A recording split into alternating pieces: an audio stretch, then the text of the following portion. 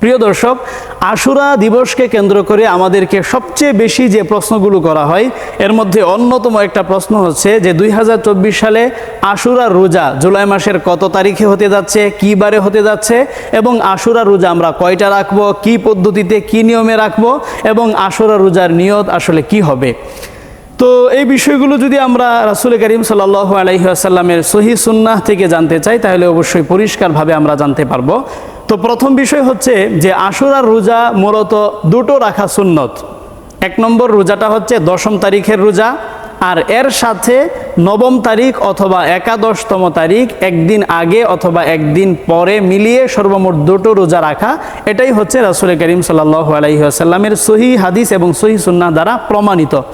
এই বিষয়ে সহিহ মুসলিমে একটা হাদিস বর্ণিত হয়েছে। বিশ্বনবী বলেছেন, সিয়ামু ইয়াউমি আশুরা আহতাসিবু আলাল্লাহ আন ইউকাফিরা আস-সানাতাল্লাতী ক্বাবলা, যে আশুরা দিবসে কোনো ব্যক্তি যদি রোজা রাখে তাহলে তার ব্যাপারে আমি আল্লাহর কাছে আশাবাদী যে আল্লাহ রাব্বুল আলামিন তার 1 বছরের পূর্বের সমস্ত গুনাহ খাতা আল্লাহ পাক তার ক্ষমা করে দিবেন। সুবহানাল্লাহি ওয়া বিহামদিহি।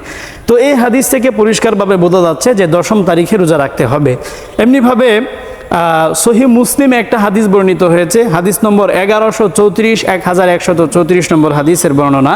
এই হাদিসের মধ্যে হযরত আব্দুল্লাহ ইবনে আব্বাস রাদিয়াল্লাহু আনহু বলেন, রাসূল করিম সাল্লাল্লাহু আলাইহি ওয়াসাল্লাম বলেছেন, ইযা কানাল আমুল মুকবিলু ইনশাআল্লাহ সুমনা আল ইয়াউমাত তাসিআ, যে আগামী বছর যদি আল্লাহ আমাকে বাঁচিয়ে রাখেন তাহলে আমি অবশ্যই মুহররম মাসের 9ম তারিখেও রোজা রাখব। তো এই হাদিস থেকে আসলে এটা প্রমাণিত হচ্ছে যে মুহররম মাসের 9ম তারিখে রোজা রাখাও সেটা সুন্নাত, কারণ রাসূল সাল্লাল্লাহু আলাইহি ওয়াসাল্লাম 9ম তারিখে রোজা রাখার আগ্রহ প্রকাশ করেছেন।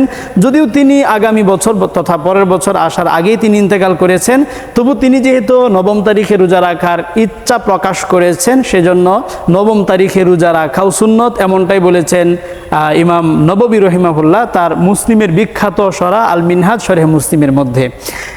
এমনিভাবে মুসনাদে আহমদ, মুসনাদে বাজ্জার এবং সহিহ ইবনে খুজাইমা সূত্রে একটা হাদিস বর্ণিত হয়েছে। বিশ্বনবী বলেছেন, সুমু ইয়াউমা আশুরা ওয়া খালিফু ফীহিল ইয়াহুদ, তোমরা আশুরা দিবসে রোজা রাখো, তবে এই ক্ষেত্রে ইহুদিদের বিরোধিতা করবে, ইহুদিদের বিপরীত করবে, কারণ ইহুদিরা শুধুমাত্র 10ম তারিখে রোজা রাখে।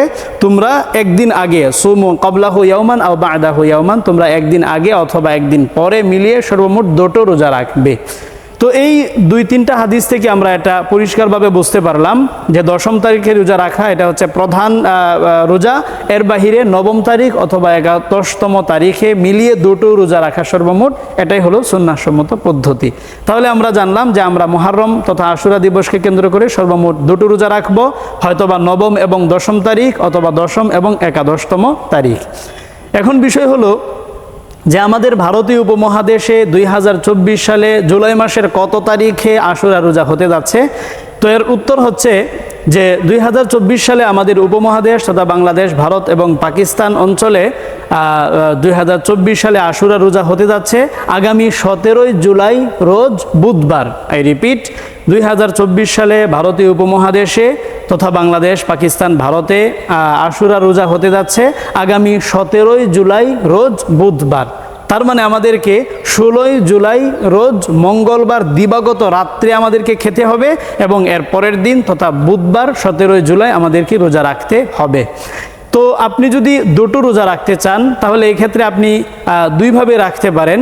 হয়তোবা আপনি 9ম এবং 10ম তারিখে যদি আপনি রাখতে চান তাহলে সোমবার দিবাগত রাতে সেহরি খেয়ে মঙ্গলবার প্রথম রোজাটা রাখবেন, আর মঙ্গলবার দিবাগত রাতে সেহরি খেয়ে বুধবার দ্বিতীয় রোজাটা রাখবেন।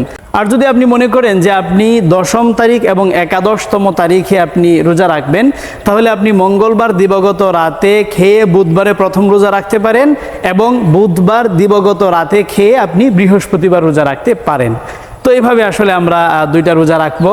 আল্লাহ রাব্বুল আলামিন আমাদেরকে আমল করার তৌফিক দিন। এর বাহিরে আপনাদের যদি আর কোনো বিষয় জানার থাকে, কোনো প্রশ্ন থাকে, অবশ্যই কমেন্টে জানাবেন, অবশ্যই রিপ্লাই দেওয়ার চেষ্টা করবো ইনশাআল্লাহ। আল্লাহ আমাদের তৌফিক দিন।